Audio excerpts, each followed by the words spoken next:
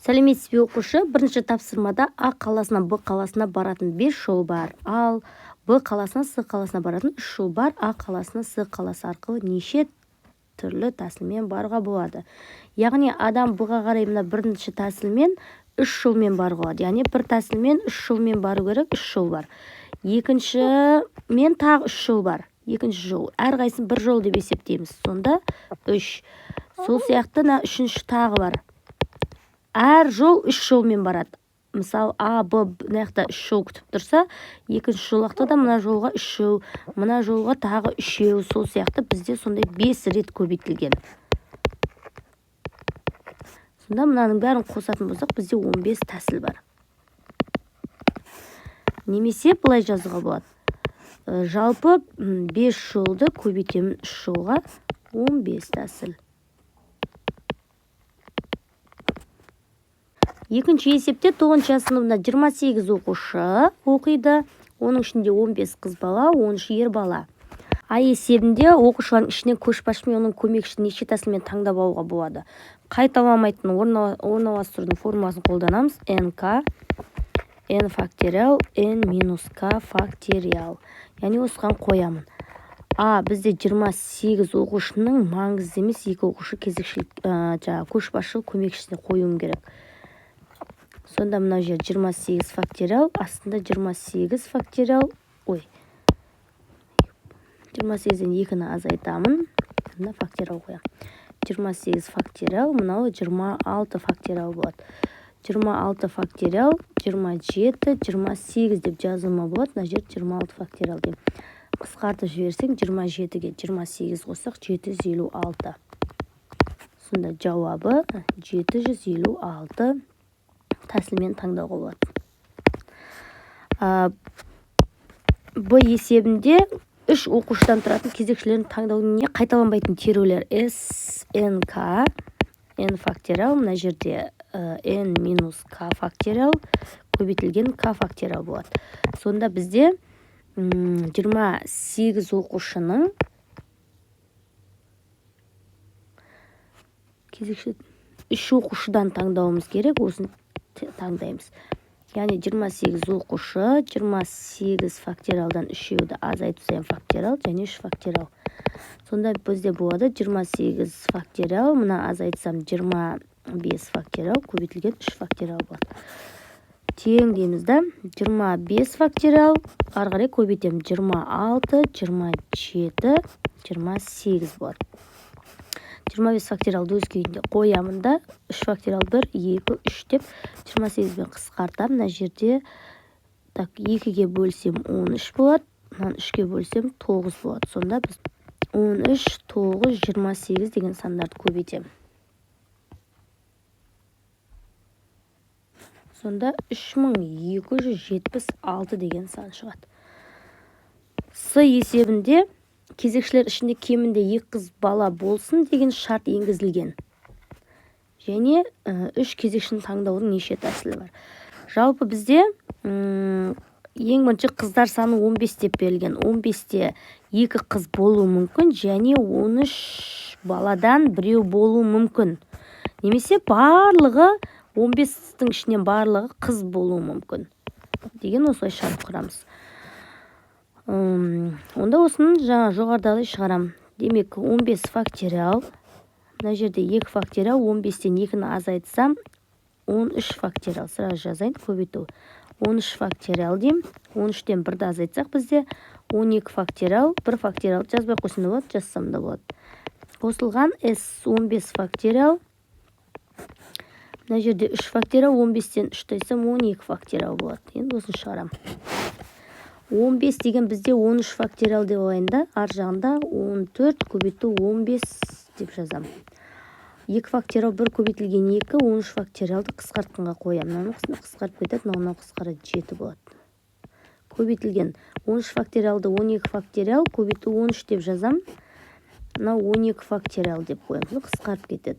Қосылған 15 факториалды мен 10-ға симайды. Астына жазайын. Так, 15 факториалды мен 12 факториал, ар жағында 13, 14, 15 деп жазамын.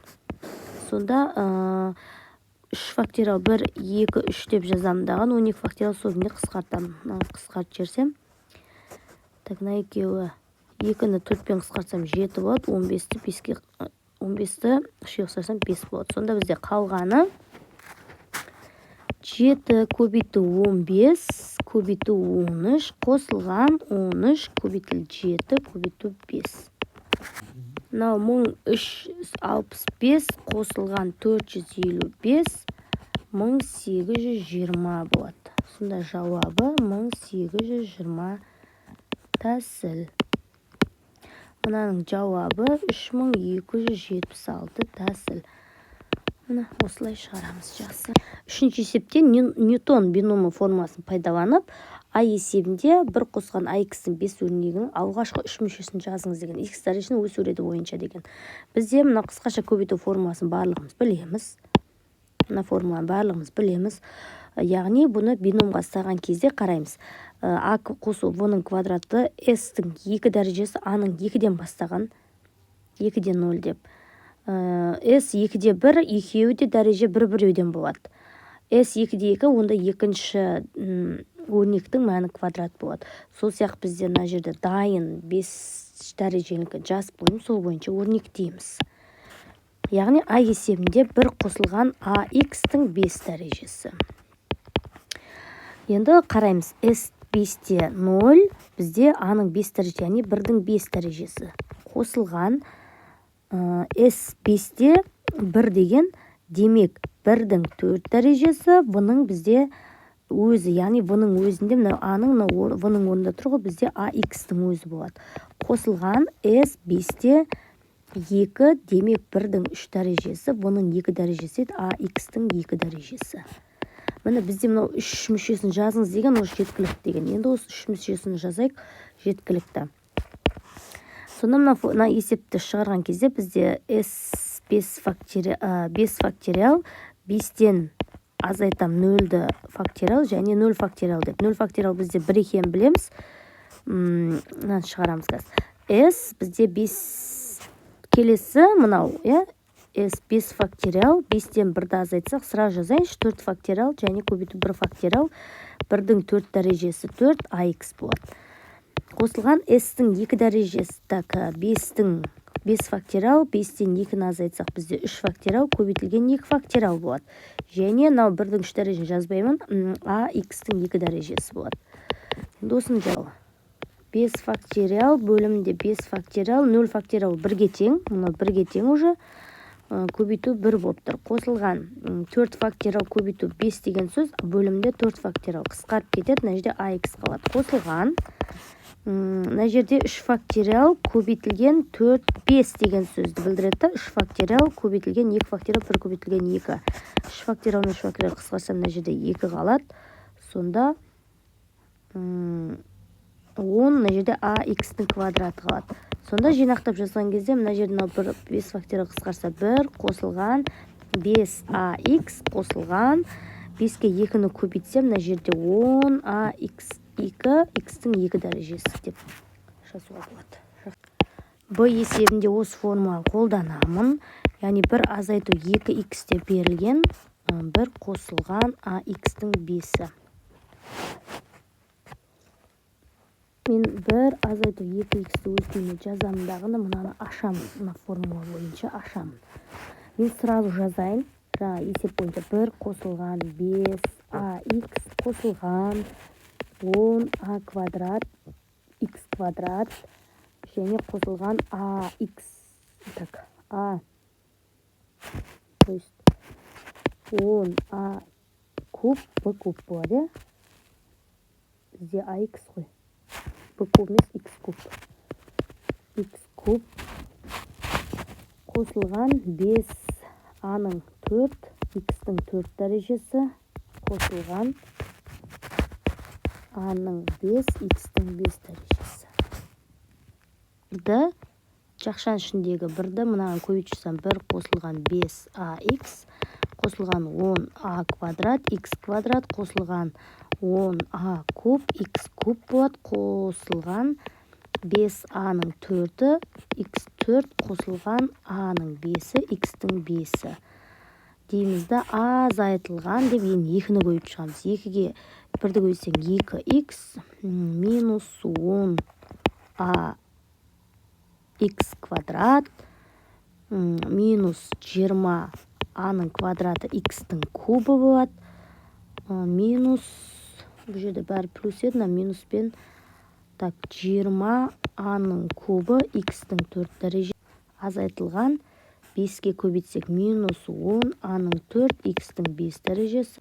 Минус 2 аның 5 х-тың 6. Бұл жерде 12-дің жүктелген х айнымаған коэффициент 0-ге тең дейді.